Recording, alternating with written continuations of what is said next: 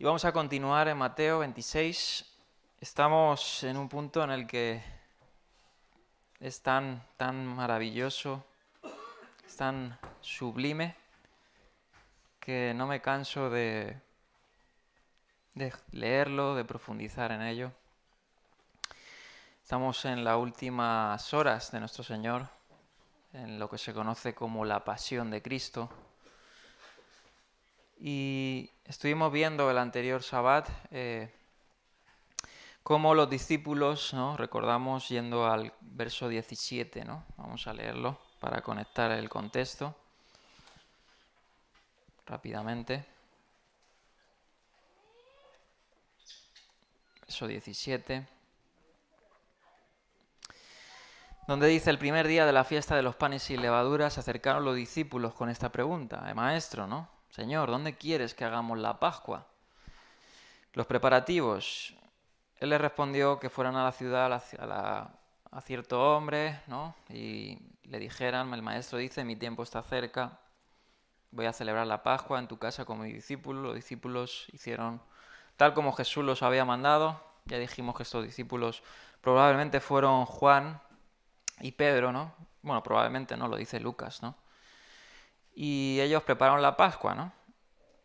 En este aposento, ¿no? El aposento alto tan conocido, ¿no? Y tan desconocido y tan especulado, ¿no? Algunos dicen que esto era la casa de Juan Marcos. Hay algunos, bueno, pequeñas esperanzas de que pueda ser o no. También del discípulo anónimo que aparece luego, que ya veremos, aunque no se dice aquí en Mateo, de cierto discípulo que estuvo con Jesús aun cuando los 12 le abandonaron. Es este famoso discípulo que Marcos también enfatiza que se fue corriendo medio desnudo, ¿no? Algunos dicen que fue el propio Marcos, no se sabe bien, pero es curioso, ¿no? Que le llama cierta persona, ¿no? Y con esta petición ellos van y preparan la Pascua, ¿no? Se reúnen, como dice el verso 20, al anochecer, y Yeshua sentado a la mesa con los 12, así como todo pater familias o patriarca, ¿no? Que se sentaba, o persona oficiante de la Pascua, que se sentaba, como dice el Éxodo, a explicar la Pascua, a llevar lo que es el orden de la Pascua, ¿no? Porque la Pascua no era una comida común, era una comida que tenía cierta simbología y también tenía un aspecto ritual, ¿no? Y ya desde el Éxodo se instituye pues que cuando se celebre esta cena, ¿no? Cuando se celebre la Pascua, el padre, como he dicho, el patriarca o la persona encargada, cabeza, explicaría a sus hijos y a los presentes la simbología de por qué se celebra, por qué se cena esta noche. Pues ya sabéis, el cordero, los panes sin levadura, las hierbas amargas y todo eso, ¿no? Y Jesús sentado a la mesa eh, oficializa, ¿no? Como cabeza esta ceremonia. Ahora vamos a ver todo lo que vamos a profundizar en esta última cena, la cena del Señor, como se conoce, ¿no? Cómo Él la redirige, ¿no? Cómo Él, más que la redirige, la explica en su totalidad, en su objetivo, ¿no? Como dice Pablo, todas estas cosas fueron sombra de lo que han de venir, pero el cuerpo que dice es Cristo. Todo es, como dice también Pablo, por Él y para Él, ¿no? Todas las cosas fueron creadas, todas las cosas fueron dichas, y todas las cosas, como dice Jesús a los fariseos, ¿no? De mí está escrito en la ley, ¿no? De mí da testimonio Moisés. Por tanto, Él va a explicar la simbología principal de lo que apunta la Pascua, ¿no? Y a lo que hoy celebramos como creyentes en el Mesías, en esta era, ¿no? Y al anochecer, como dice, estaba con los 12. Y en medio de esa ceremonia, ¿no? Les dice antes de eso, ¿no? Entre medias, les aseguro que uno de ustedes, eso lo vimos el anterior sábado, ¿no? Me va a traicionar. Se entristecen, dice el verso 22, los discípulos preguntan, ¿no? ¿Seré yo? ¿Serás tú? ¿Será aquel? ¿No? Se empiezan a preguntar. Y Yeshua da un detalle bien claro, dice, aunque esto se amplía más en los otros evangelios, ¿no? Todos estos sucesos de la última cena, sobre todo en el evangelio según Juan, ¿no? Pero dice aquí en Mateo, el que mete la mano conmigo en el plato es el que me va a traicionar, ¿no? Lo vimos. Y como dice más adelante, en el 25, y ahí la ironía y la hipocresía del que le traiciona, como su nombre indica, Judas, ¿no? Como conocemos. Pregunta, aunque ya lo había hecho, ¿no? Él ya había, al principio del capítulo 26, especulado y ido a los sacerdotes, a los fariseos, a los principales, y les había acordado un precio, ¿no? Esas 30 monedas de plata que estuvimos viendo, y ya él mismo había hecho el plan para traicionarle y ya había puesto todas las cartas en el asunto. Es más, esa misma noche saldría, antes de terminar la cena, según el Evangelio de Juan, antes de cantar el himno, él ya estaría yendo en camino a estos principales para decirles dónde iban a arrestar a Jesús, ¿no? Qué hipocresía la de Judas vimos, ¿no? Preguntando, ¿acaso seré yo? Y el indicativo interesante que Mateo introduce desde este momento, rabí, ¿no? Que ya dijimos que rabí en Mateo solo se utiliza para aquellos que no son del círculo íntimo de los discípulos. Además, son hasta propiamente fuera del círculo íntimo de los discípulos. Aquí ya Mateo se dirige a Judas denominándolo así a Jesús, rabí, en vez de Kyrie, ¿no? Que es Señor, mi Señor, ¿no? Como lo dicen los discípulos en el Evangelio de Mateo. Dice, ¿tú lo has dicho? Le contesta, ¿no? Yeshua. Y ahí nos quedamos. Vimos todo un poquito, algunos indicios, algunas cosas sobre eso. Y hoy vamos a entrar al cuerpo. Y hoy vamos a aprovechar para hablar de lo que es la Pascua, ¿no? Que ya lo hemos hablado, pero vamos a hablar en una nueva frescura. Quiero decirlo así, ¿no? Dado porque estamos estudiando los evangelios, ¿no? No simplemente un seder, ni estamos a la mesa explicando los símbolos. Vamos a explicar propiamente lo que los evangelios nos enseñan, ¿no? De las palabras del Mesías en esta cena, ¿no? Y quiero que abras tu oído bien. Y vamos a leer los primeros versos donde nos quedamos. Verso 26 al 28 dice, mientras comían, Yeshua tomó pan y lo bendijo. Luego lo partió y se lo dio a sus discípulos, diciéndoles, tomen y coman, esto es mi cuerpo. Verso 27, después tomó la copa, dio gracias y se la ofreció, diciéndoles, beban de ella todos ustedes. Esto es mi sangre del pacto, que es derramado por muchos para el perdón de los pecados. Amén. Wow, en estas palabras nosotros, hermanos, tenemos, por decir así, el corazón del Evangelio. Aquí tenemos el corazón que bombea la sangre, el cuerpo que mueve el motor de todo lo que hemos venido viendo, ¿no? Una antesala hasta este momento, ¿no? Y en este mismo contexto que hemos visto de traición, de partida, ¿no? Yeshua introduce por decir así, una nueva frescura, como he dicho, a lo que apunta la Pascua, ¿no? Un elemento creativo, como dice aquí, en el ritual tradicional de una Pascua judía normal, ¿no? Sus palabras memorables, sus palabras y acciones y mandatos, tomad y comed, ¿no? Y vamos a ver esto, convertido desde entonces, ha sido, por decir así, la simbología o podemos decir la excelsa simbología de lo que ha sido el cristianismo, ¿no? Cristianismo, si veis ahí fuera, ¿no? Y sitúan a Jesús, normalmente ¿qué sitúan? Vais a ver, si lo podemos pintar en un cuadro, sería el cuadro, ¿no? Del famoso, creo que era de Da Vinci, ¿no? O quién era, ¿no? De Miguel Ángel o algo así, puede ser. Miguel Ángel, no, Da Vinci. De los Jesús con sus 12 discípulos en la mesa, ¿no? En el momento que parte el pan y todo esto. Y siempre ha sido un sello, de hecho es un mandamiento para nosotros y tiene la tipología también como una señal, ¿no? Así como el bautismo, de que la cena del Señor, ¿no? El participar del pan y de la copa en memoria de Él es un mandato y es un memorial que también tiene esa connotación, ¿no? Y se ha interpretado históricamente de alguna forma, veremos ahora rápidamente, pero son el corazón, ¿no? O un sello identitativo del cristianismo, ¿no? Sabemos que esto era en el contexto pascual, ¿no? Él oficiaba, como he dicho, como cabeza de familia. Todos los símbolos aquí en Mateo, pues no se da prácticamente casi, no se centra en la liturgia de lo que era una Pascua, ¿no? De hecho, los evangelios sinópticos apenas hay algunos indicios, ¿no? De todos los símbolos que se podían tener. Y se cuestiona qué tantos símbolos había en ese momento, ¿no?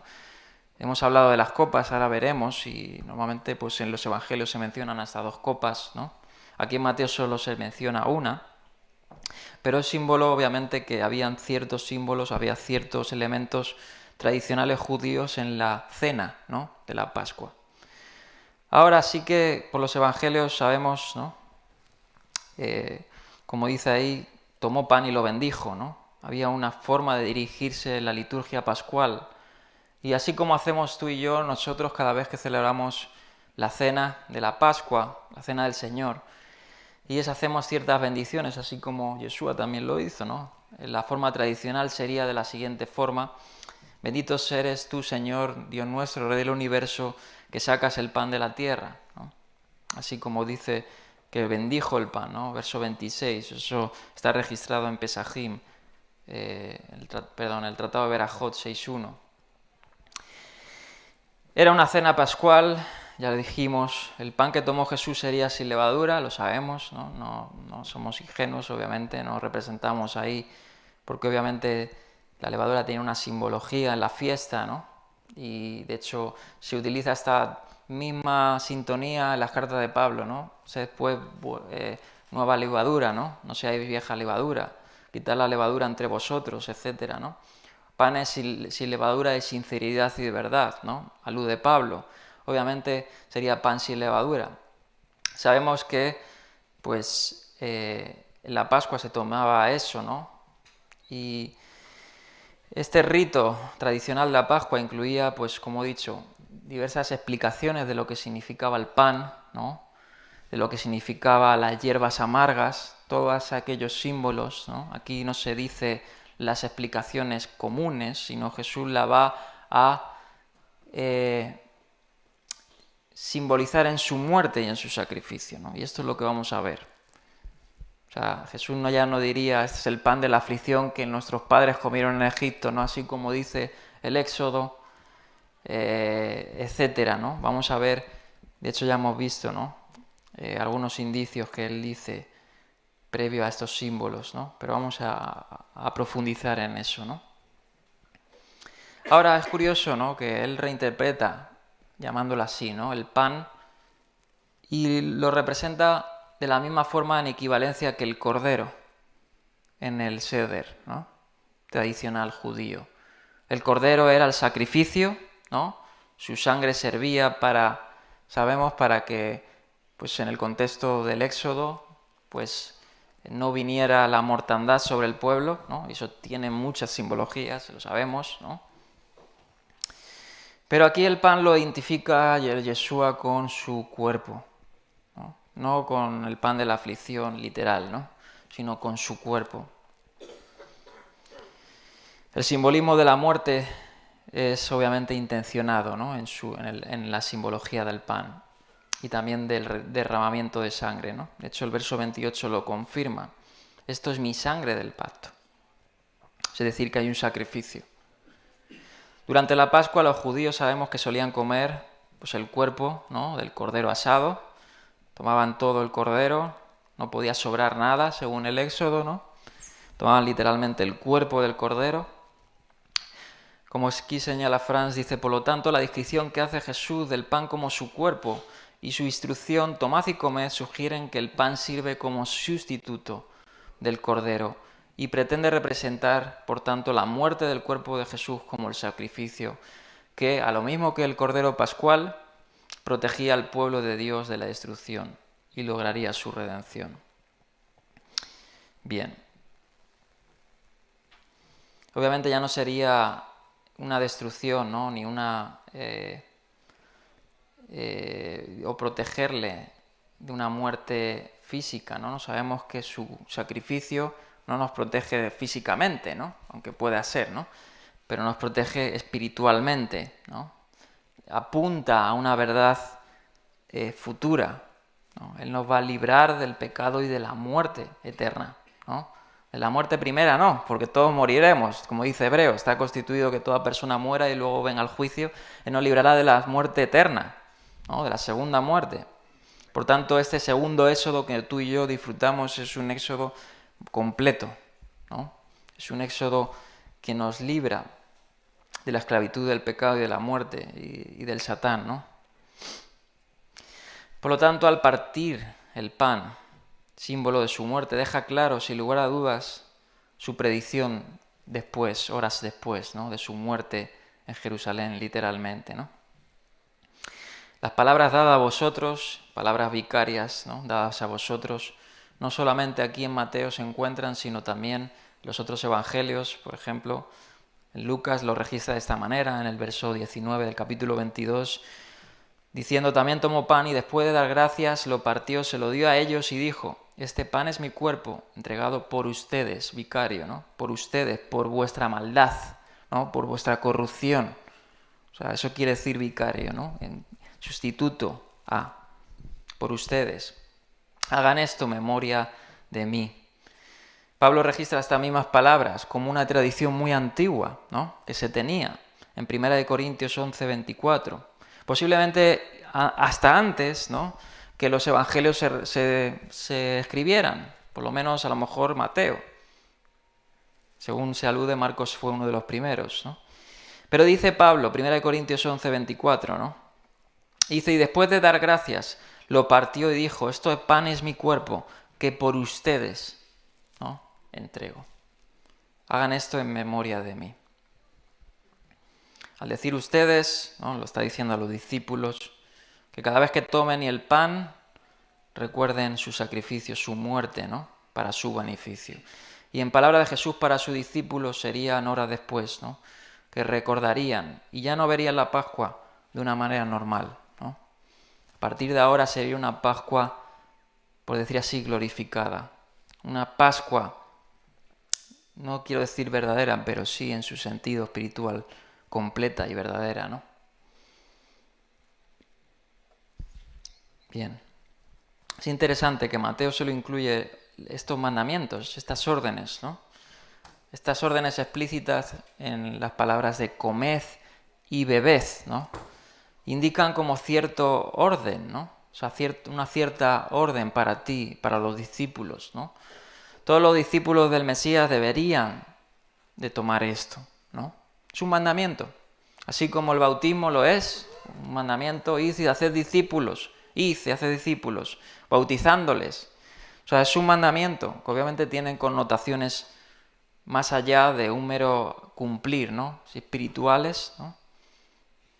Pero es un mandamiento para ti y para mí, el participar del pan, del vino, ¿no?, de la cena, en memoria de Yeshua. Porque cada vez que lo celebramos tú y yo, no solo recordamos lo que fue hecho en el madero, no solamente recordamos eso, sino que recordamos y vivimos una realidad presente en el día a día y predicamos y anunciamos su muerte y resurrección ahí a los de afuera, ¿no?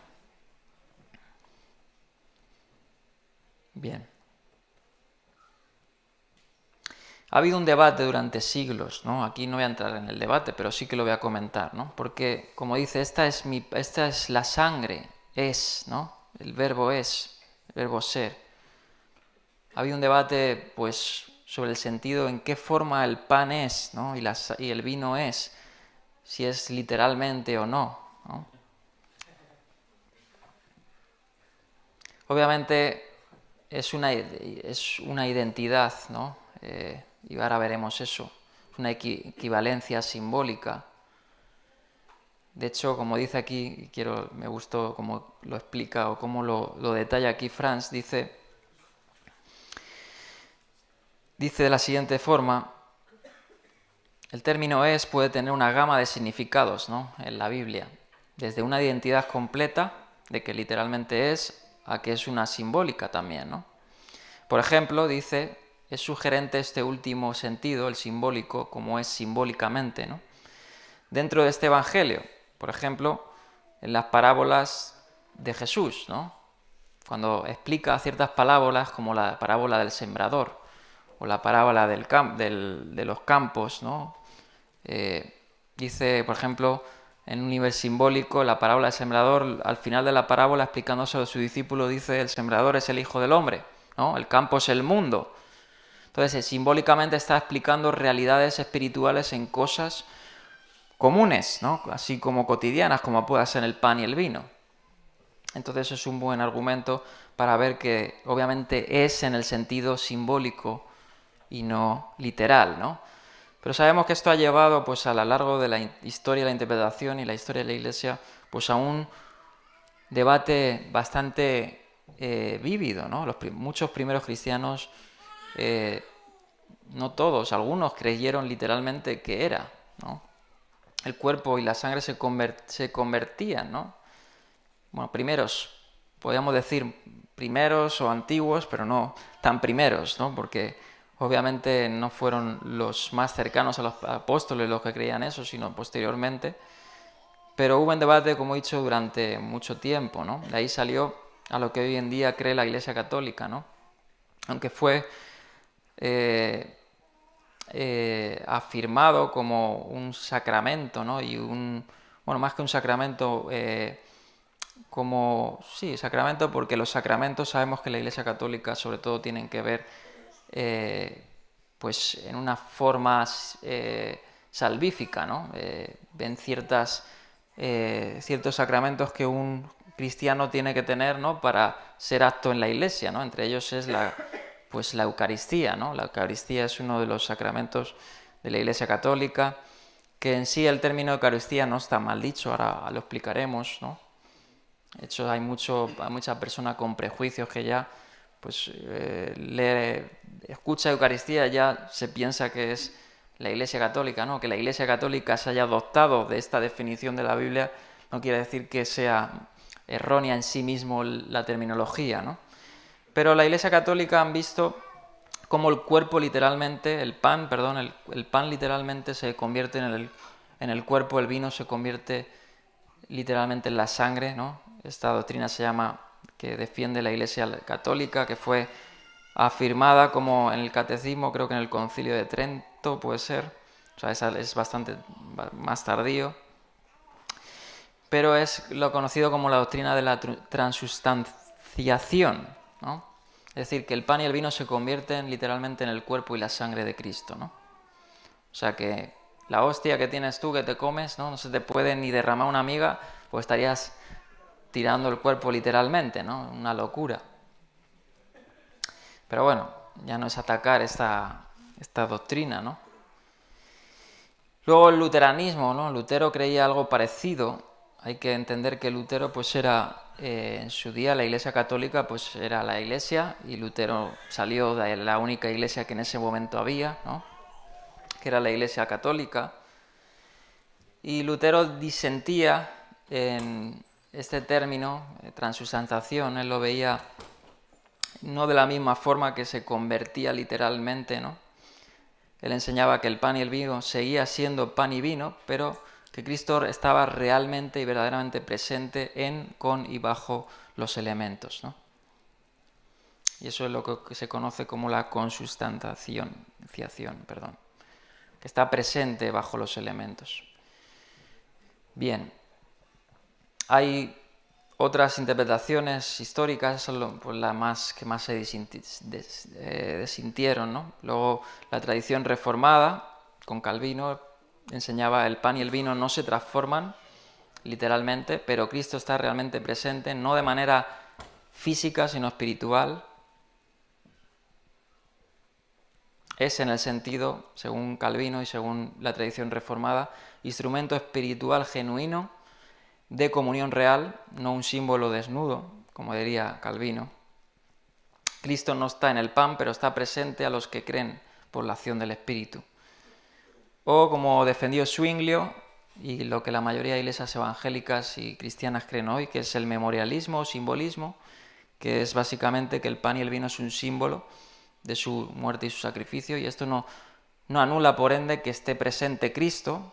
Obviamente Cristo está siempre presente, hermanos, como ahora está Cristo presente entre nosotros, ¿no?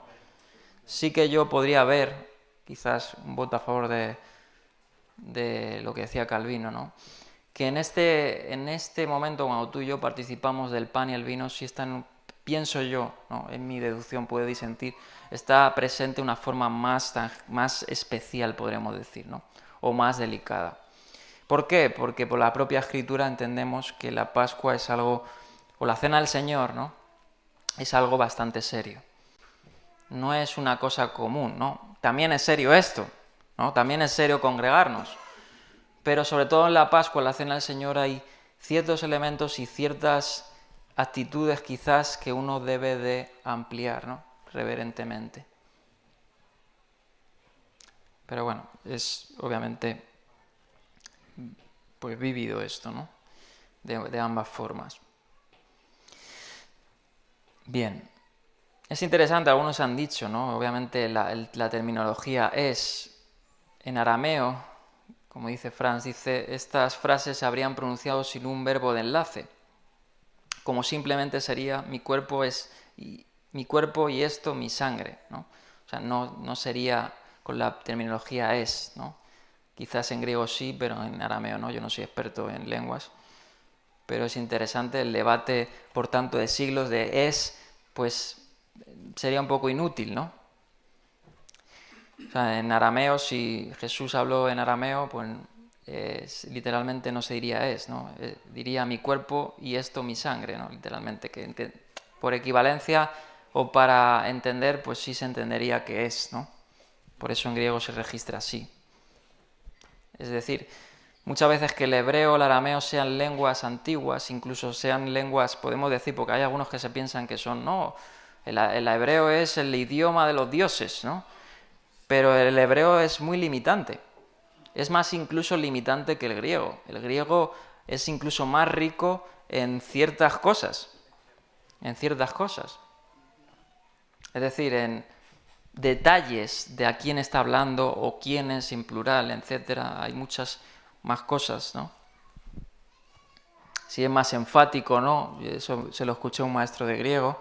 O sea, tú en griego puedes, por ejemplo, de un verbo, de cómo esté conjugado en griego, puedes ver si la persona que lo está registrando está alzando la voz o lo está diciendo más tranquilo, ¿no? Y eso es interesante. Es decir, que literalmente hay ciertas cosas en hebreo que son difíciles de traducir, ¿no? Y por eso hay diversas traducciones, etcétera, ¿no? Pero no me quiero meter en ese tinglao, ¿no? Bien. Pero bueno, como ocurre con frecuencia, ¿no? Jesús está creando una lección objetiva, ¿no? de esta cena, ¿no?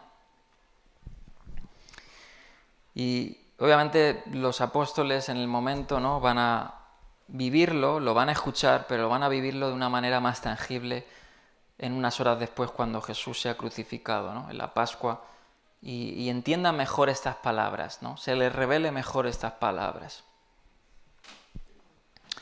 Bien, como he dicho, ¿no? Mateo solo indica una sola copa, ¿no? Eso no implica que no haya más. Parece ser por Lucas que hay 2 copas, no 4, posiblemente incluso fueran 4. Ya hemos dicho que la prueba del silencio no es... Muchas veces la prueba del silencio no quiere decir que no esté presente ciertas cosas, ¿no? Por ejemplo, otras copas, ¿no? Ahora sí, dentro de lo que es la liturgia, sí que es fuerte que no hubiera cordero, y la prueba del silencio ahí no es un argumento fuerte. ¿Por qué? Porque el cordero era el elemento principal de la cena, y que no hubiera cordero implicaría que no era una cena común pascual, en el sentido de que el cordero todavía no había sido sacrificado, y Jesús estaba apuntando a algo teológicamente más simbólico, más espiritual. Es más, desde hoy día nosotros, tú y yo, no comemos cordero, ¿no? Obviamente por otras indicaciones físicas, como que no hay templo, pero porque damos a entender que el cordero en sí ya no es un animalito. Tú y yo no comeríamos un cordero ya, porque no es en favor de ese animalito, sino es en favor de Jesús, ¿no? De su sacrificio, de su muerte expiatoria, vicaria. Que no haya varias copas no quiere decir que haya muchas, hayas otras, ¿no? La fórmula tradicional de bendecir la copa sería de la siguiente forma, ¿no? Porque como aparece en cada paso, dice Jesús lo bendijo, ¿no? En Lucas dice eso, bendijo, ¿no? Antes de tomar la copa.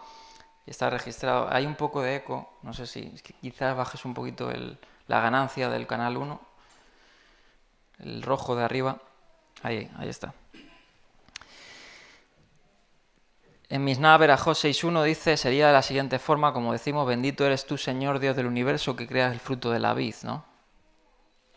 No lo voy a decir en hebreo, porque sé que os gusta, pero no me apetece. Pero lo sabemos, ¿no? Es una de las bendiciones más dichas, ¿no? Bien, sabemos que por la tradición, ¿no? También registrada en la Misná, en Pesajín 10.4, eran 4 copas. Ya he dicho que el vino se mezclaba con agua, normalmente. Se diluía con agua para que obviamente no se emborrachara, ni mucho menos en una cena festiva, en una cena, pues en este caso, pascual, ¿no? Bien, las palabras que Yeshua dice, ¿no?, sobre la copa, como dice aquí, nuevamente cito a Franz, dice, pueden haber sido una extensión o un sustituto de ese diálogo tradicional, o puede que él haya dado su propia interpretación en el momento de la tercera copa, cuando tradicionalmente se daba la bendición. Es interesante que la tercera copa, ahora veremos, era la copa, ¿no?, de la redención. Posiblemente, como narra Lucas, que parece alusión a otra copa, pueda ser esa tercera copa, ¿no?, la que narra aquí Mateo, cuando dice, esta es la copa del nuevo pacto, que es derramado, ¿no?, para el perdón de pecados por muchos. Posiblemente sea alusión a lo que conocemos como la tercera copa, que es la copa de la redención, que ahora os explicaré rápidamente, que ya lo hemos hecho, a qué representaba cada copa, ¿no? Y ahí citando a Arnold Fuchsenbaum, un judío mesiánico, que justamente es esta diapositiva. Vamos a indicar algunas cosas sobre esto. Él dice, ¿no? Fuchsenbaum dice, esto es mi sangre del pacto. La nueva alianza es sin duda un tema importante, lo sabemos en el Nuevo Testamento, solo hay que echar una mirada a Hebreos, ¿no? La superioridad del nuevo pacto sobre el antiguo pacto, eso es claro, todos los creyentes del Mesías tenemos que tenerlo claro. El nuevo pacto es el pacto ratificado con la sangre de Yeshua, no de un cordero, no de un animal. La superioridad del nuevo pacto es abismal, remueve toda conciencia, cambia el corazón, no es un mecanismo, no quiere decir que el antiguo pacto fuera inútil, no quiere decir eso, sino que el antiguo pacto iba a apuntar al nuevo pacto, ¿no? De hecho, pues Dios a veces trabaja así, ¿no? Quita lo antiguo para establecer lo postrero. Él siempre actúa así, ¿no? Él escoge a Abraham, como hemos visto en la Parashá, y así comienza una historia de redención para apuntarnos a algo mayor, ¿no? La fe de Abraham, como dice en Gálatas, ¿no?, a la fe que nosotros ahora mostramos, emulamos a Abraham, pero que es la fe en Cristo, ¿no? Dios trabaja de esa forma, no me digas por qué ni cómo, pero bendita forma como Él trabaja, porque Él nos hace ver pedagógicamente todas estas cosas, todos estos beneficios que tú y yo a día de hoy disfrutamos, que muchos de los antiguos no vieron, otros sí, quizá, como dice la carta a los hebreos, pero que nosotros disfrutamos en el presente, ¿no?, y en el futuro mucho más, junto con ellos, los que lo vieron. Pero el nuevo pacto, como dice, es muy importante, ¿no? En todo el Nuevo Testamento, pero no solo en el Nuevo Testamento, también se habla de este nuevo pacto en el Antiguo Testamento. Sabemos las famosas palabras de Jeremías 31, este es el nuevo pacto que haré con la casa de Israel, la casa de Judá, ¿no? Escribiré mi ley en sus corazones y ellos me serán a mí por pueblo y yo seré a vosotros por Dios y no me acordaré ya más de sus pecados, ¿no? Dice el profeta en Ezequiel, también se vuelve a ratificar este nuevo pacto. O sea que no es un nuevo mensaje, eso ya está predispuesto en la Biblia hebrea. Y como todo lenguaje pactal o de pacto, ¿no?, el nuevo pacto se inaugura con derramamiento de sangre, como lo registra en este momento la cena del Señor Lucas 22:20, que dice, de la misma manera tomó la copa y después de la cena dijo, esta es la sangre del nuevo pacto. O sea, todo pacto se ratifica con sangre. Como señala un judío mesiánico, ya fallecido, Samuel Tobias Lax, dice lo siguiente, la idea de un pacto de sangre es muy antigua, está relacionada con el rito tanto de la circuncisión, ¿no?, el pacto Dan Berit, el pacto de la sangre, que también se registra en la Pascua, en Éxodo 12:48, como también se ratifica en sangre el pacto del Sinaí, en Éxodo 24:8, eso ahora lo veremos, y la expresión mi sangre del pacto enfatiza esto, enfatiza la diferencia, en este caso, del pacto mosaico que vivían los israelitas en ese momento histórico y el pacto que Yeshua comienza, el nuevo pacto, ¿no? Y es muy interesante, a Mateo le encanta esta frase, como señala aquí Furchenbaum, ¿no? Para el perdón de los pecados. Es interesante esa expresión. Fíjate, vamos a echar una mirada al Antiguo Testamento, Levítico 17:11. El Levítico 17:11 dice, porque la vida en la sangre está, ¿no? Dice la Torá. Y yo os la he dado sobre el altar, ¿para qué? Dice, para hacer expiación por los pecados, ¿no? Y esto le gusta mucho recalcarlo al Evangelio de Mateo. Me gustan los Evangelios y leerlos comparativamente porque hay algunos que se ven sus preferencias, hemos hablado de su público, todo, y cómo Mateo le encanta esta expresión para el perdón de los pecados, ¿no? Darrell Bock señala que con su sangre Yeshua compró la iglesia, como dice Hechos 20:28, cuando dice, tengan cuidado de sí mismos, dice Pablo, ¿no? Creo que es cuando Pablo se despide de los ancianos de Éfeso y se abrazan, ¿no? Se besan, me encanta esa parte, ¿no? De hecho, los apóstoles que empiezan a llorar porque ya no van a ver a su hermano Pablo, ¿no? Pablo había levantado una iglesia allí en Éfeso y había edificado ancianos, y los ancianos le amaban a Pablo de una forma y sabían que no le iban a volver a ver, y Pablo les dice, finalizando su discurso, ¿no? De esta forma a los ancianos le dice, tengan cuidado de vosotros mismos y de todo el rebaño sobre el cual el Espíritu Santo los ha puesto como obispos, dice, para pastorear la iglesia de Dios que él adquirió, ¿cómo dice? Por su propia sangre. Amén. Es decir, acertadas las palabras de Darrell Bock, ¿no?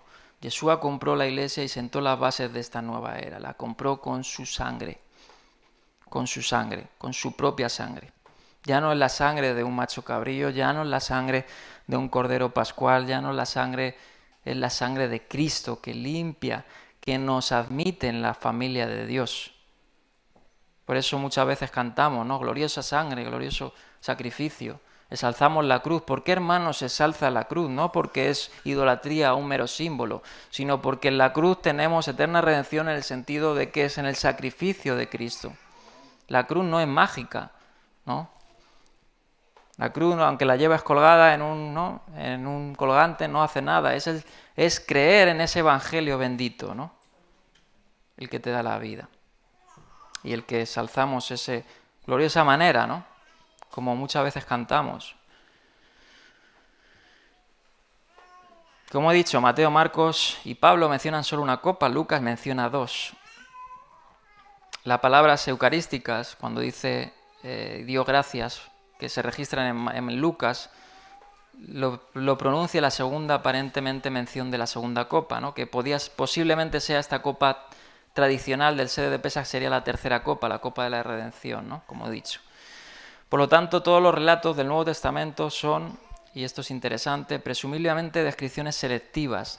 O sea, aquí Mateo, los evangelios no se van a centrar en que si hay 4 copas, 2, 3, 1, 2, ¿no?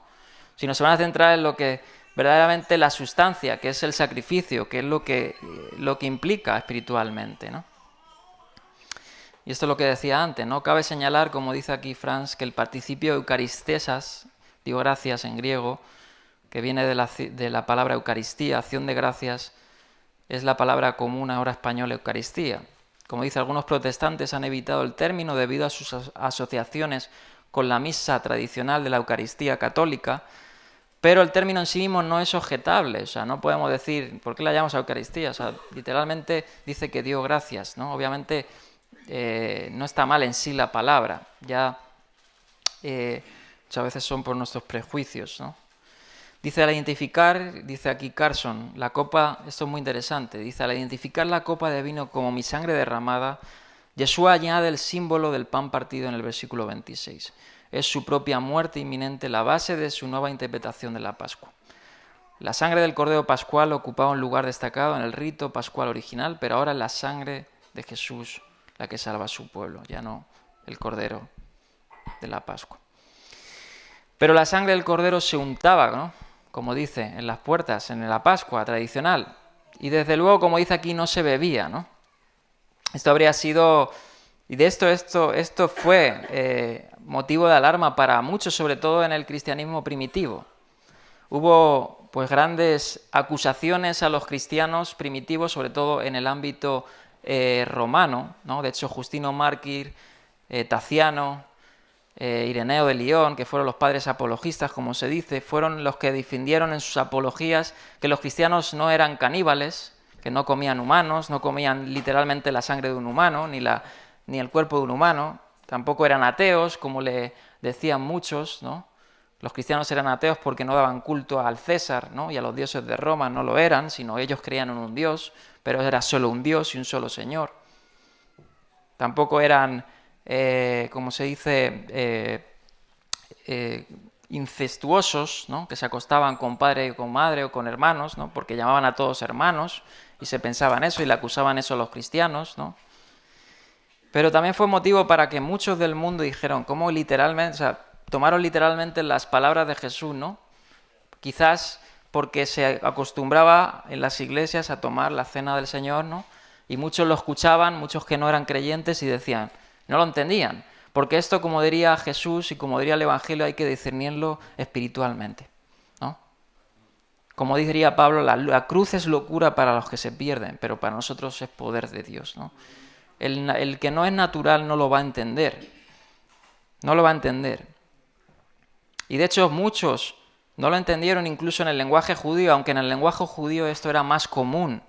El comer el sacrificio era algo común. O sea, las familias comían del sacrificio y posiblemente habían entendido la simbología. El participar de la comida era eso, ¿no? En el altar, como dice el Levítico, participaréis de lo sacrificado en el altar. Había ciertos sacrificios que participaban la familia, como el sacrificio de acción de gracias, ¿no? Bien.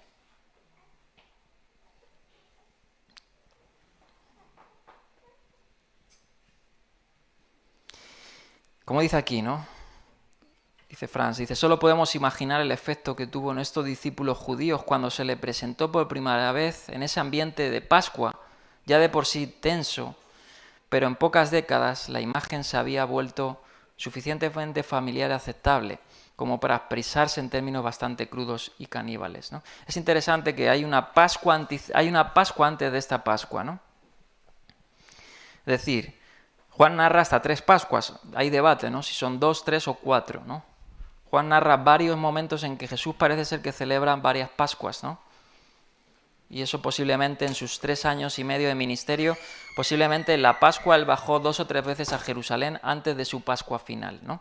Y en Juan 6 se narra una Pascua antes de esta Pascua, de la Pasión. Y vamos a leer ese suceso rápidamente. Juan 6, 48, si me ayudas ahí a ponerlo, y así lo vemos gráficamente todos. Porque aquí vuelve a anunciar algo parecido, ¿no? Esto antes del aposento alto. Estamos hablando de una Pascua años antes, de un año antes o 2 antes de la Pasión, ¿no? Y aquí, pues en esta Pascua surgen muchas cosas, ¿no? Ahí aparece lo de yo soy el pan que bajó del cielo, etcétera. Empezaron a murmurar muchos, ¿no? Y dice así, ¿no? Verso, he dicho 48 en 58. Vamos a leer de ahí. Yo soy el pan de vida. Los antepasados de ustedes comieron el maná en el desierto, dice, y sin embargo murieron. Pero este es el pan que baja del cielo, el que come de él no muere. Yo soy el pan vivo que bajó del cielo. Si alguno come este pan, vivirá para siempre. Este pan es mi carne que daré para que el mundo viva. Fíjate, esto es lo que he dicho. Y esto también sería familiarizarse los propios discípulos para que lleguen al momento del aposento alto y puedan ver que literalmente ya lo están entendiendo. De hecho, vamos a ver ciertas alusiones a lo largo de la pasión, de los sucesos que vamos a describir, que ya ellos iban entendiendo algunas cositas. ¿No? Ya no era el Pedro que decía, jamás esto te acontezca, ¿no? Sino ya en los próximos versos veremos que dice, no, yo hasta mi vida daré por ti, ¿no? Entonces vamos a ir viendo algunos indicios, pero aquí esto es una preparación para el momento del aposento alto, ¿no? Cuando él, en una Pascua antes de esa pasión, dice, yo soy el pan vivo que bajó del cielo. Si alguno come de este pan, vivirá para siempre. Este pan es mi carne, ya le estaba preparando. Ahora, alguno no solo estaba haciendo a sus discípulos, había muchos más judíos alrededor. Y los judíos, dice Juan, que comenzaron a decir, ¿cómo puede este darnos a comer su carne? ¿no? No entendían esto también. Dice, ciertamente Jesús les dice que si no comen la carne del Hijo del Hombre ni beben su sangre, no tienen vida realmente, ¿no? Esto también, este propio verso es súper discutido también. Porque algunos católicos también incluso, por eso he dicho que la Eucaristía es un sacramento, y algunos dicen que si tú no participas de la comunión, de la Eucaristía, tú no tienes vida por este verso, ¿no? Por eso no, las cosas no se dicen al azar, ¿no? Pero dice eso. Obviamente no estamos hablando del mero hecho de comer el pan, lo que da vida es su sacrificio. Participar de su sacrificio es decir, participar en creer en el Evangelio, no en comer literalmente lo que te da la salvación, ¿no? Pero dice, el que come mi carne y bebe mi sangre tiene vida eterna, y yo le resucitaré en el día final, porque mi carne es verdadera comida y mi sangre es verdadera bebida. Imagínense para los oyentes en ese momento, ¿no? ¿Qué?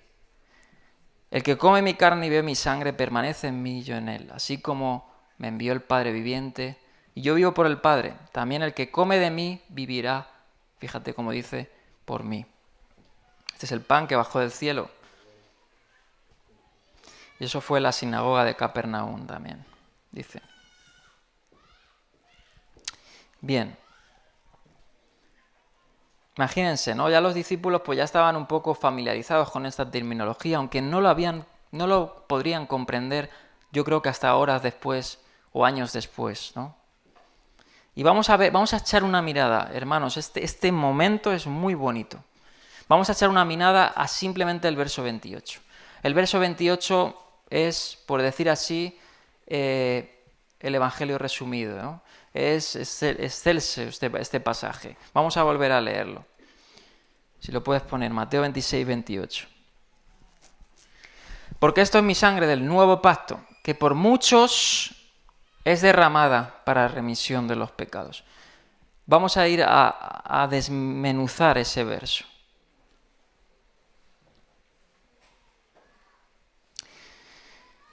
Primero, sangre del pacto. Ya hemos dicho un poquito, y he citado a Feuchenbaum que habla de esto, importancia de todo pacto se ratifica con sangre, ¿no? Esta frase, esta terminología, sangre del pacto, es un eco directamente de Éxodo 24:8. Vamos a leerlo. Éxodo 24:8. O sea, no solo era Pablo el que hacía, ¿cómo se dice? La terminología se me ha olvidado, que mezclaba un verso con otro. Jesús lo hacía, ¿no? Un péser, un draso, como se llame, ¿no? Jesús mismo cogía partes del Pentateuco, partes de los profetas, y los mezclaba para hacer ver una realidad, ¿no? Entonces dice aquí en Éxodo, este es el eco que habla aquí Mateo 26, 28, dice, entonces Moisés tomó la sangre y roció sobre el pueblo, y dijo, he aquí la sangre del pacto. Este es un eco, Mateo 26, 28, esta es la sangre del pacto. Como hemos leído en Éxodo 24, 6, sin derramamiento de sangre no hay remisión de pecados, dice, ¿no? Entonces esto nos lleva y nos transporta a ese momento, ¿no? La mención del pacto también recuerda a lo que hemos leído, ¿no? Jeremías 31. Dios restaurando a su pueblo, Dios recreando a su pueblo, y incluyendo la adición de perdón de los pecados, no acordarse más de los pecados. Esta expresión, vamos a seguir desmenuzando este verso, derramada por muchos. Esto es una alusión al profeta Isaías. Y no solo Isaías, sino Isaías 53, famoso siervo sufriente, ¿no? Isaías 53, 11, si puedes poner el verso 12, 11 al 12, derramada por muchos. Esta es la sangre del pacto, Éxodo, hemos leído, derramada por muchos, Isaías 53, 11. Vamos a leerlo, lo puedes poner ahí, Olga. Dice Isaías, verá el fruto de la aflicción de su alma y quedará satisfecho por su conocimiento. Perdón, las comas son importantes. Verá el fruto de la aflicción de su alma y quedará satisfecho. Dice, por su conocimiento justificará, que dice, mi siervo justo a muchos, ¿no? A muchos, y llevará la iniquidad de ellos. Verso 12. Por tanto, yo le daré parte con los grandes, con los fuertes repartiré despojos. Por cuanto derramó su vida hasta la muerte y fue contado con los pecadores, habiendo él llevado el pecado, ¿qué dice? De muchos, y orado por los transgresores, ¿no? Aquí ya vemos que esta propia declaración, es que es un resumen de la ley Éxodo, del profeta por excelso Isaías 53, que le llaman el quinto evangelio, ¿no? Y ahora vamos a ver la última terminología, ¿no? Que bueno, sabemos que Isaías 53 es enorme. Aparece varias veces esta indicación de derramarse, ¿no? El siervo se derrama, se vacía. El siervo se vacía tanto que hasta se vacía de su propia vida, ¿no? Hasta la muerte. Y vamos a ver la última cláusula final de este pasaje 28 de Mateo, donde dice para el perdón de los pecados. No solo nos recuerda este pasaje, de hecho, si vais a Isaías 53, esta expresión para el perdón de los pecados la encontráis en el verso 5, en el verso 6, en el verso 8, en el verso 10, en el verso 11 y el verso 12. Pero no solo aparece aquí en Isaías 53, ¿no? Aparece en Jeremías también, como he dicho, ya no se acordará, podemos leerlo, que lo he citado antes de memoria, pero que dice, ¿no? Ya no me acordaré más de los pecados, perdonaré su maldad. Y también nos recuerda a nosotros, los que hemos ido estudiando el Evangelio según Mateo, los lectores de este Evangelio, su propia misión, la anunciación que se le dio a Jesús desde su concepción de su propia misión, en Mateo 1:21, que él será llamado Yeshua y salvará ¿a qué? A su pueblo de sus pecados. Qué hermoso pasaje, ¿no? Cómo mezcla tantas cosas, ¿no? Del propósito redentor de Dios en este nuevo pacto. Así pues, como termina Fran diciendo, hay una rica mezcla de elementos alusivos en estas palabras. El resultado es la declaración más completa del Evangelio de Mateo sobre el propósito redentor y el logro de la muerte de Yeshua. Y al expresarlos en términos de pacto, es decir, relación entre Dios y pueblo, Yeshua ha dirigido la dirección hacia la nueva comunidad que resultará de su muerte redentora. Aquí está, pues, termina concluyendo Franz, la base teológica esencial de esa nueva comunidad del pueblo de Dios, restaurado, que este Evangelio nos ha presentado cada vez más completo como resultado del ministerio de Yeshua. Es al asociarse con Él y con los beneficios de su muerte salvadora que las personas son confirmadas como miembros del pueblo de Dios recién constituido. Ya no es una circuncisión, ya no es otras cosas, otras señales, es esto, su muerte expiatoria en estos símbolos. Bien, y aquí ahora voy a pasar, que he creído conveniente y creo que es bueno refrescar esto, ¿no? Y esto lo he extraído de un libro que recientemente he adquirido solo para esta enseñanza, ¿no? Para este momento. La Cena del Señor. Y son cosas básicas pero importantes, ¿no? Para que quede ahí guardado, para que todos los que estemos, ¿no? Y venga uno nuevo podamos recordarles y aprender. Aquí cito a, no sé cómo se pronuncia, Wm. Prentice Waters, o en inglés, y en su libro La Cena del Señor dice: la cena es una ordenanza de recuerdo.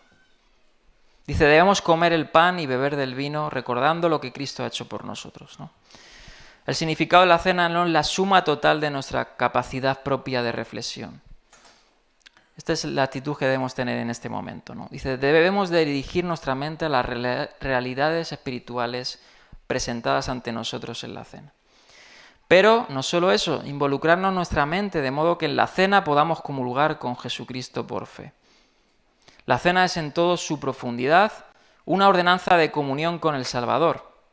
Mediante la fe los creyentes se encuentran con el Mesías, quien alimenta espiritualmente cada familia en esa comida. Cada vez que presenciamos esto, lo que Jesús ha dicho aquí, el partimiento del pan, y no solo el partimiento, me gustó esto que dice, sino la donación del pan. Fíjate, porque es interesante la terminología tamar, porque dijo, tomad y repartid. En los evangelios aparece así. el partimiento y la donación del pan, y la presentación y distribución de la copa.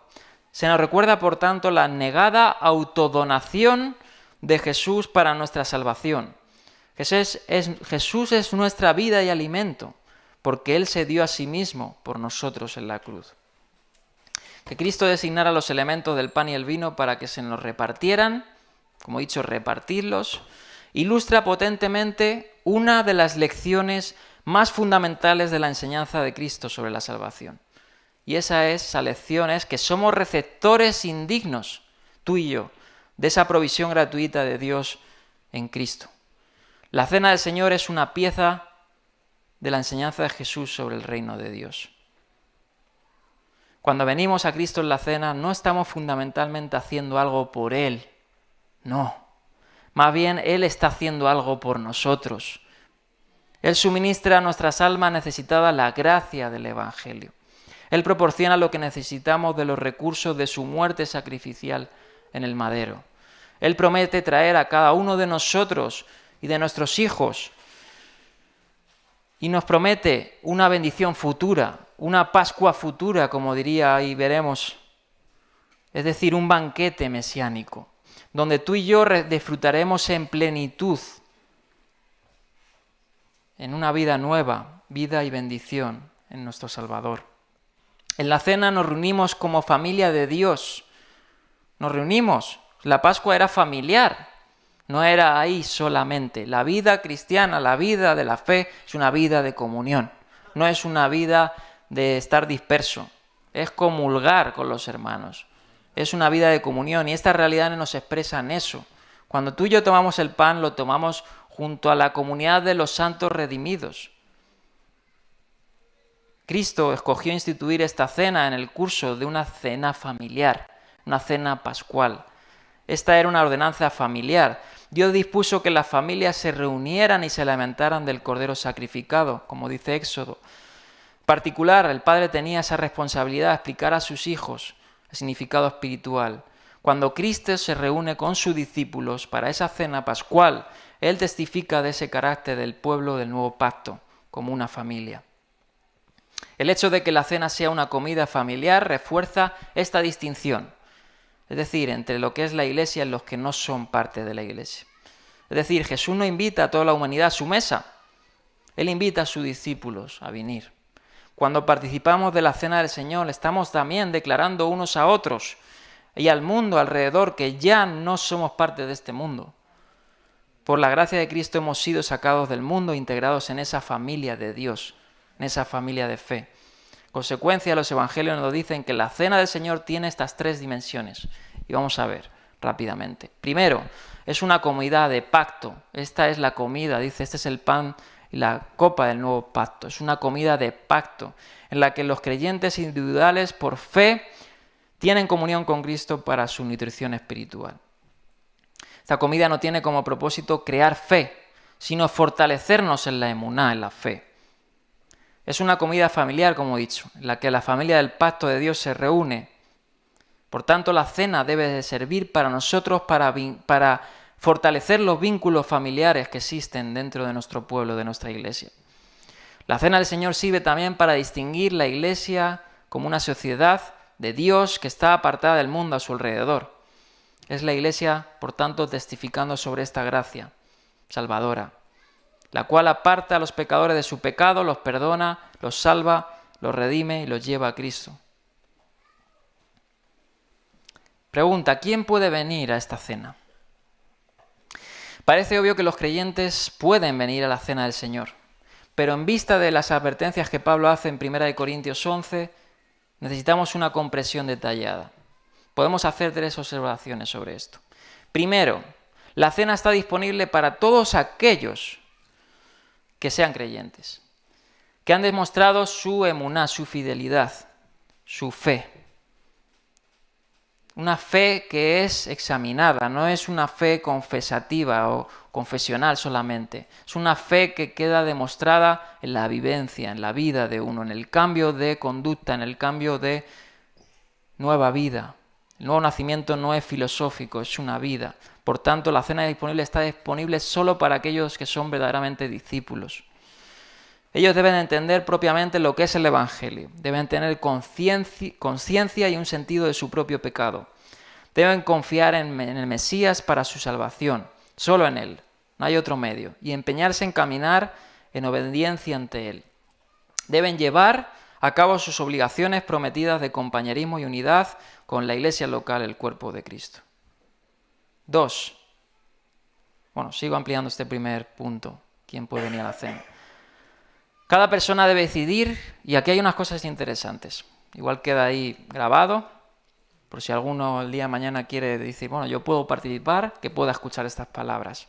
Cada persona debe decidir por sí misma si cumple estos requisitos. Como dice Pablo, examinaos a vosotros mismos si estáis en la fe. Pero dado que la cena es una comida de pacto, encomendada a la comunidad de pacto y administrada por los ministros de Cristo, queda a criterio de los ancianos admitir o excluir a ciertas personas. ¿Por qué? Porque obviamente los ancianos son los que pastorean, como hemos visto en Hechos capítulo 20, 18, cuando se despide los ancianos de Éfeso, son los que velan por las almas y son los que tienen que estar al cuidado, son los que tienen que conocer a quién sí y quién no. No es algo exclusivista, como tú eres más o menos, porque ahora vamos a ver que en la cena tú no debes de confesar y debes de aceptar que soy el primero de los pecadores, como diría Pablo, ¿no? O sea, al participar en la cena no es que tú eres intachable y por tanto eres digno de comerla. No, así no se explican las palabras de Pablo indignamente, ya le explicaré eso. Pero son los ancianos los que tienen que tener ese criterio, porque no podemos dejar a que cualquier persona participe de esta comida de pacto de cualquier manera, siendo un avaro, idólatra, borracho, como diría Pablo a los Corintios en ese capítulo. Como dice aquí Waters, dice, en muchas iglesias, una vez que la persona hace una profesión creíble de fe en Jesucristo, los ancianos admiten con gusto a esa persona. Pero quizás esto no sea la mejor forma, solamente que tú has declarado o has hecho una oración. En última instancia, lo que recae sobre los ancianos es, pues obviamente que sean personas fieles, que comulguen, en el sentido de que estén edificándose, discipulándose en esa iglesia, dejándose discipular también, siendo mansos, siendo humildes, aprendiendo con buena disposición, dando frutos que den gloria a nuestro Señor y a los hermanos. Como dice Pablo en 1 Corintios 11:27, por lo tanto, cualquiera que tome el pan o la bebida, es decir, la copa del Señor, de manera indigna, será culpable de pecar contra el cuerpo y la sangre del Señor. No es algo cualquiera. Por eso he dicho, es un mandamiento, pero un mandamiento sobre muchos. ¿Quién puede venir a la cena? Segunda característica. Hay ocasiones cuando los ancianos deben excluir de la mesa, quizás, incluso a algún cristiano profeso. Como dice 1 Corintios 5. Porque dice Pablo en esta carta, y muchos en este texto no dicen, cuando dice comer con un hermano, no está haciendo alusión a una comida fraternal, a una comida normal, sino está haciendo alusión a la cena del Señor. Y es posiblemente dentro del contexto de la carta que sea esto. Cuando dice 1 Corintios Pablo 5:11, pero en esta carta quiero aclararles que no deben relacionarse con nadie que, llamándose hermano, dice, sea inmoral o avaro, idólatra, calumniador, borracho, estafador. Con tal persona ni siquiera deben juntarse para comer.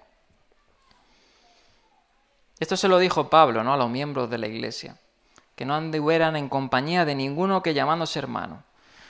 Posiblemente Pablo, y muchos llegan a esa conclusión, tiene en mente una persona que es un cristiano profeso, que es conocido por un estilo quizás en el presente, no a lo mejor, quizás sea momentáneo, ¿no? Porque claro, podríamos decir que si no es momentáneo, si es seguido, tu hermano no eres cristiano, no eres creyente. ¿Es posible que un cristiano caiga? Sí. Y puede que caiga abajo. Y lo veremos ahora seguidamente con Pedro. Puede que un cristiano resbale bajo. Puede que un cristiano falte a los votos de pacto con Dios. Claro que sí. Y Dios nos libre de eso. Y los ancianos están obviamente para decir, hermano, tú no, en este momento, aunque tienes fe, pero en este momento no debes de comer, porque no puedes, y lo sabes, lo deberías saber, no puedes participar en este momento por tu estado, ¿no? Porque es algo reverente, estamos haciendo algo sagrado.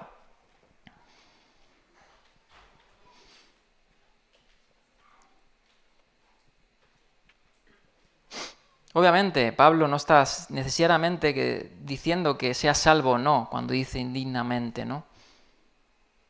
Puede ser incluso cristiano, puede ser incluso de manera creyente. Quizás su manera del presente, como se está conduciendo, no sea la mejor.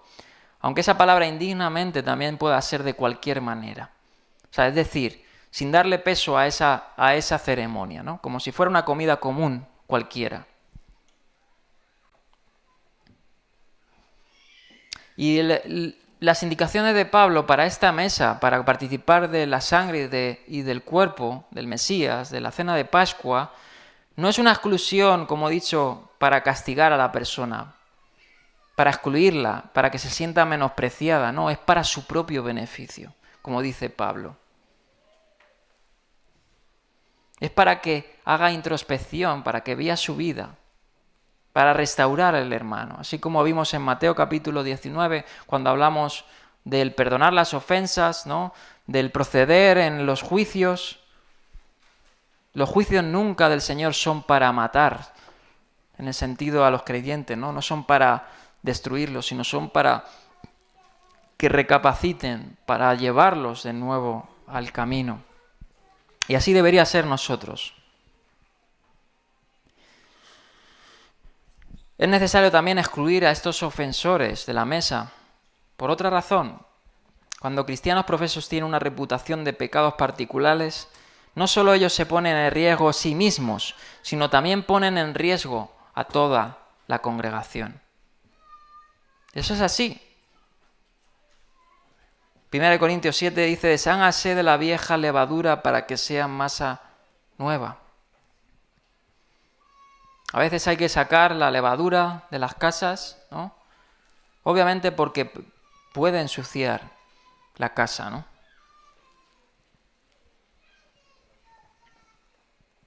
Y por último, tercer punto, ¿quién puede venir a la cena? Hay veces cuando cristianos profesos, a causa de dudas o una fuerte sensación de si es salvo o no, si, como algunos lo tienen, ¿no? O culpabilidad, ¿no? Podemos llamarle una fe débil, porque muchos tienen eso. Yo he conocido a varios que tienen una culpabilidad que no se la quitan. Hermano, el Evangelio es claro, nosotros hemos sido perdonados en Cristo, ¿no? Romanos 8. ¿Quién ha oído Romanos 8? Me encanta ese pasaje. Cuando dice Pablo, ni la muerte, ni lo porvenir, ni lo alto, ni lo profundo, ni toda cosa creada, ni nada nos separará, ¿no? Pero hay personas que aún batallan con, no sé, ¿cómo se dice? Incredulidad, culpabilidad. No sabemos, pueden arrastrar ciertas cosas, debemos de tenerlos en cuenta, ¿no? Pero quizás para muchos, ¿no? Lo mejor es que no es el momento, ¿no? No es tu momento, llegará el momento y quiera Dios y que pensamos que Dios no hace las cosas en balde, ¿no? Y bueno, vamos a terminar con el verso 29 y 30. Bueno, sobre esto tengo otra visión, ¿no? Este es un artículo que subí del doctor Thomas Lancaster, dando una perspectiva más judía, ¿no? De la Cena del Señor, si le quieren echar un ojo. Y vamos a leer el 29-30. Dice Jesús, y es interesante este pasaje, les dice a sus discípulos, no beberé más de este fruto de la vid hasta ahora. Perdón, desde ahora en adelante. O sea, ya habían bebido. Hasta el día en que beba con ustedes el vino nuevo en el reino de mi Padre. Y dice el verso 30 que después de cantar los salmos o los himnos, salieron al monte de los olivos. Bien. Aquí vemos un contraste, ¿no? Interesante, como dice aquí Franz, que ya no beberá más del vino, ¿no? Él había dicho en los versículos 26 y 28, tomad y bebed ¿no? Se entiende que ellos tomaron y bebieron la copa, posiblemente esa tercera copa. Me he saltado esa parte, mira, entre las notas, o creo, no sé si las tengo más adelante. Creo que más adelante. Pero es interesante que ya ahora, desde ese momento en que toman la copa, después dice, ya no beberé más. Hasta aquí. Y literalmente, vamos a ver que se cumple. Y ahora veremos por qué. Jesús hace esa promesa, ¿no? Se abstendrá de beber la copa hasta el reino venidero, en el reino de su Padre, ¿no?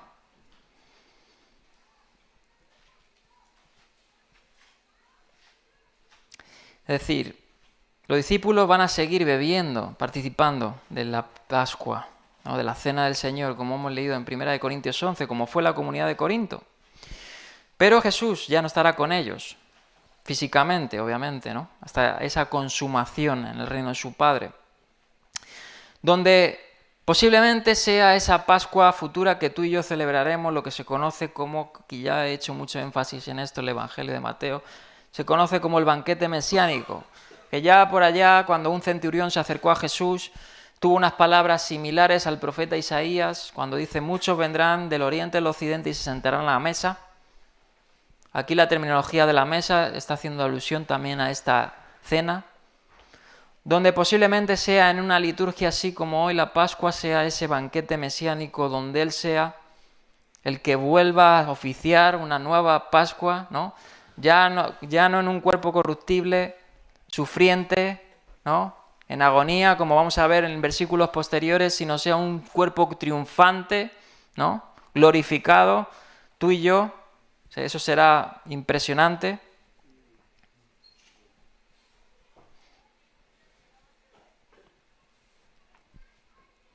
Aquí es, esto cito a Carson, dice, esto es lo que decía, ¿no? Y dice, no volveré a tomar de la copa. Las 4 copas, ¿no? Que tomamos tú y yo. Las 4 copas siempre hacemos alusión, ¿no? Que el pueblo judío ya, de hecho lo alude en los propios textos judíos, viene de una declaración del primer Éxodo. En el primer Éxodo, en Éxodo 6:6, cuando dice, yo os tomaré, primera copa, como mi pueblo, dice, os redimiré, os libraré, ¿no? No recuerdo exactamente así de memoria, pero son esas 4 copas que aluden a esas 4 acciones poderosas del Éxodo. Y os tomaré como mi pueblo. Y ahí hay un eco también del nuevo pacto, ¿no? Jeremías dice, este es el nuevo pacto. Luego dice, será mi pueblo y yo seré a vosotros su Dios. Con esta promesa Jesús promete simultáneamente que beberá la copa amarga que tiene inmediatamente delante y jura no beber la copa de la consumación, la copa que promete la presencia divina, hasta que se haya instaurado el reino en toda su plenitud. Entonces beberá la copa con su pueblo. Se trata de una despedida, dice Carson, de velada, que implica una ausencia prolongada. La cena del Señor, por lo tanto, apunta tanto al pasado como al futuro, tanto al sacrificio de Jesús en el Calvario como al banquete mesiánico que hemos hablado ahora. Esa vindicación futura. Su compañerismo, que pronto se verá roto por la muerte, será restaurado. El vino, que es un símbolo de la muerte en algunos contextos, también será el centro de la alegría futura. Por eso he dicho en algunos contextos. El vino tiene usos simbólicos, tanto de dicha como de ira, como de juicio. Eso ya lo expliqué en su día. El vino nuevo, curioso, cuando se denomina vino nuevo, algunas veces lo hemos comentado, lo vimos en Mateo, es un poderoso símbolo también de bienestar y alegría. Jesús lo ha utilizado en el capítulo 9, en Mateo 9:17, como símbolo de la nueva vida que disfrutan los discípulos, en contraste con los viejos odres de la vida pasada. Aquí, el nuevo vino, ¿no?, que beberemos en el reino del Padre, en el reino consumado, se refiere a esa vida restaurada, ¿no?, a esa vida consumada que tú y yo disfrutaremos, esa vida eterna que disfrutaremos con Él en ese banquete, como dice Isaías.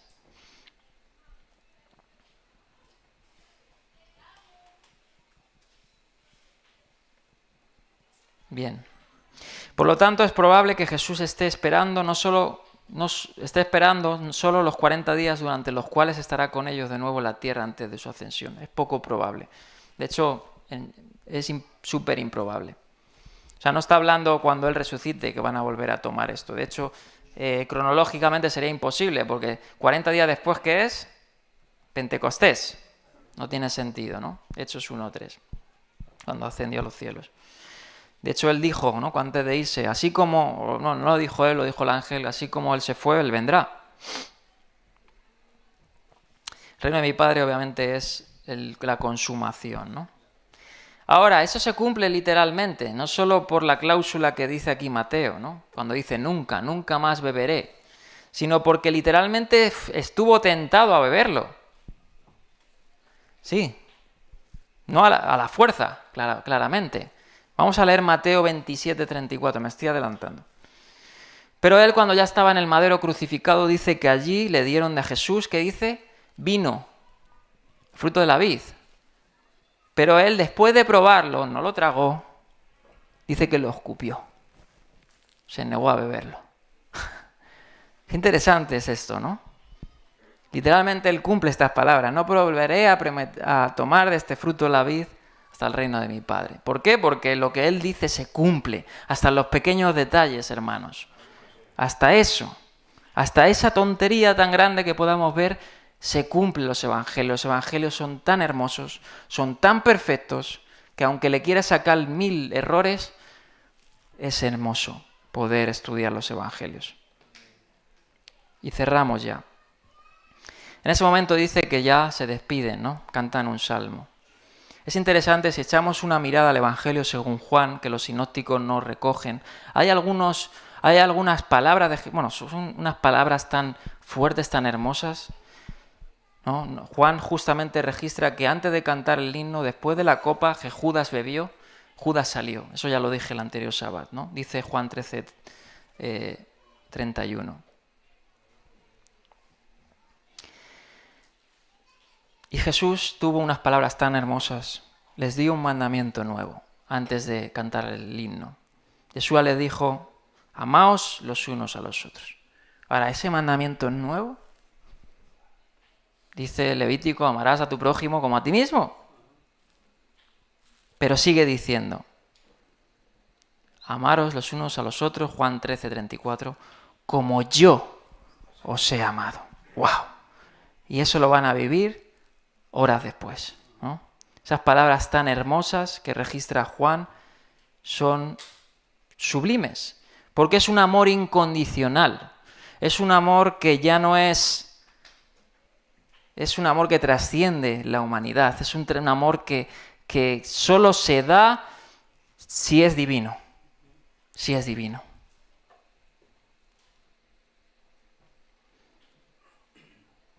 Y eso también es un sello para ver si somos verdaderamente discípulos de Cristo.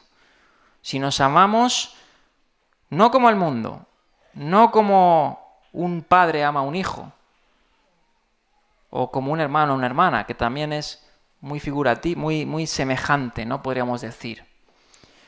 Pero es divino en el sentido como yo os he amado, hasta el fin, con fiel amor incondicional. Y dice Mateo, ¿no?, que terminaron cantando un himno. Eso era tradicionalmente como se terminaban las ceremonias de la Pascua, ¿no? Lo hacemos aquí, cantamos el salmo, recitamos el salmo, los jalel, como se dice, el jalel, el salmo 113 al 118. Y qué hermoso es esto. Me encantó como lo describe aquí Donald Carson y quiero compartirlo con vosotros. Y dice, algunas partes debieron ser muy conmovedoras para sus discípulos oyendo estos himnos. Porque si vais a los salmos, si leéis los salmos 113 hasta el 118, hay partes que cuando tú y yo, no solo porque tenemos al Espíritu Santo, que lo tenemos, incluso ahora lo leeremos, o sea, si no estuviéramos hablando de la Pascua y tú lees este salmo, tú dices, este es Cristo. Imagínense para los presentes, los discípulos, leer estos salmos y horas después ver que todo eso se cumplía. El Salmo 116 dice, promete a cumplir el siervo sus votos ante el Señor. Jesús cumplió sus votos ante el Señor. Él cumplió toda la ley, todo lo estrictamente necesario. La ley y los profetas, todo cumplió sus votos, como está escrito en el rollo del libro sobre él. Salmo 116, verso 12 al 13. Salmo 118, Él triunfaría finalmente a pesar del rechazo.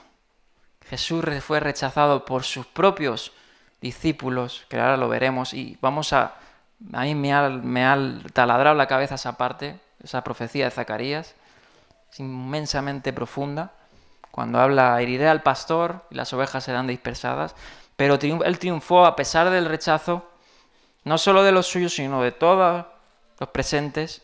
O el Salmo 117 lo escucharían cuando, después de esto, de su triunfante rechazo y su victoria, él llamaría a todas las naciones a alabar al Señor por sus obras, por su amor, ¿no?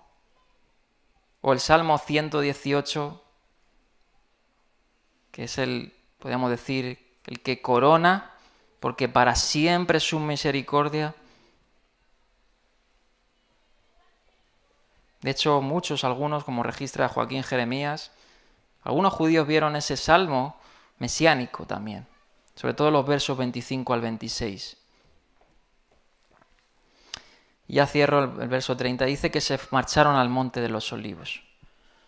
Ahí vemos un gráfico, ¿no?, de la ciudad de Jerusalén, el monte de los olivos, el aposento alto, no se sabe, bueno, hay especulación de dónde podría estar, ¿no? Pero el monte de los olivos obviamente era una amplia zona, ¿no?, al este de la ciudad, donde posiblemente vamos a ver que en ese transcurso hasta Getsemaní, hasta el huerto de Getsemaní, en ese transcurso vamos a ver el contexto siguiente del anuncio del rechazo de los propios discípulos, el valentía de Pedro, ¿no?, y su negación por Jesús, dicho. Es en ese transcurso posiblemente que veremos los próximos versos. Y también, como registra Lucas 21:37, era un lugar común, por eso Judas lo sabía, ya no estaba ahí Judas, ya se había ido para decirles a los que le iban a apresar dónde iba a estar Jesús, porque él, como registra Lucas, estaría ahí como habitualmente hacía con sus discípulos, sobre todo durante esa semana de la Pascua. Y aquí cerramos, porque es en ese transcurso que veremos el próximo Shabbat, cuando Mateo registra unas palabras de Jesús tan interesantes y que nos engloban a ti y a mí, no solo a sus discípulos, nos engloban a ti y a mí, porque tú y yo también hemos abandonado al Señor en alguna parte, ¿no? Y bueno, vamos a cerrar en oración.